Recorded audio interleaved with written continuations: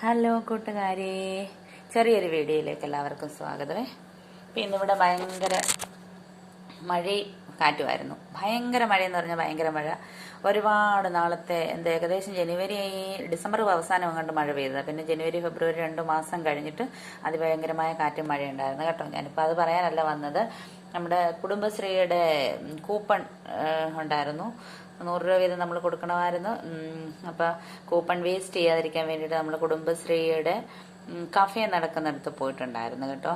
അപ്പം ആദിവാസി ഈ വനവിഭാഗങ്ങളുടെ ട്രൈബൽ ചിക്കൻ്റെ വനസുന്ദരി എന്ന് പറയുന്ന ചിക്കൻ ആണിത്. ഇത് ഇത്രയല്ലായിരുന്നു, കുറച്ചും കൂടെ ഉണ്ടായിരുന്നു. എൻ്റെ കൂടെ വന്ന ആൾക്ക് ഞാൻ കൊടുത്താണ് കുറച്ച് 2 ദോശയും ഇങ്ങനത്തെ ചിക്കൻ നമ്മുടെ പച്ച കളറിലെ എന്തോ മസാലയൊക്കെ ചേർത്തിട്ട് ഉണ്ടാക്കി ചിക്കൻ വേവിച്ചത് വലിയ ഗ്രില്ല് ചെയ്യുന്ന തവയിലോട്ട് ഇട്ടിട്ട് എന്തോ പച്ച കളറിലെ മസാലയൊക്കെ ചേർത്ത് ഉണ്ടാക്കിയ നല്ല എരിവുണ്ട് കേട്ടോ. കാരണം ഇത് വേറെ നമ്മുടെ ഗരം മസാല പോലുള്ള മസാലയൊന്നും ചേർത്തിട്ടില്ല.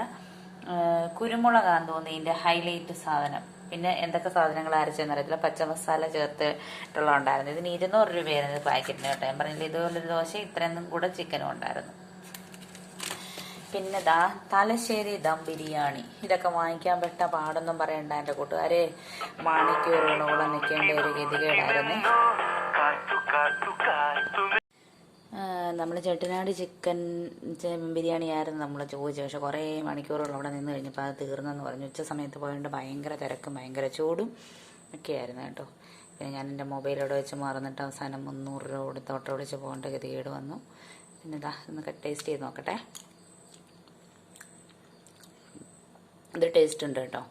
കാരണം ചെട്ടിനാടിൻ്റെ വാങ്ങിച്ച നീളമുള്ള വലിയ അരി പോലെയായിരുന്നു. അത് ചോറായിരുന്നു. അപ്പം അവിടെ ഇരിക്കുന്നവരൊക്കെ അത് കൊള്ളത്തില്ലെന്ന് പറയുന്നത് കേട്ടായിരുന്നു നമ്മൾ. അപ്പം ഇത് വലിയ കുഴപ്പമില്ല.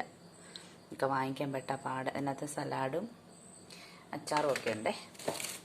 പിന്നെ നമ്മളിന്നലെ അവിടെ നിന്ന് കൊണ്ടുവന്ന് കശുവണ്ടിയുടെ പഴം പഴുത്തു. പിന്നെന്താ കാണിക്കാനതാ, നമ്മുടെ ചാമ്പയ്ക്ക കുറേ ഉണ്ടായിരുന്നു കേട്ടോ. അത് പിള്ളേരൊക്കെ തിന്നതിൻ്റെ ബാക്കി 1-2 അവിടെ ഇരിപ്പുണ്ട്. അപ്പം ചെറിയൊരു വീഡിയോ ആയിരുന്നു. എല്ലാവർക്കും ഇഷ്ടമായെങ്കിൽ ലൈക്ക് ചെയ്യണം, സപ്പോർട്ട് ചെയ്യണം. ഓക്കെ.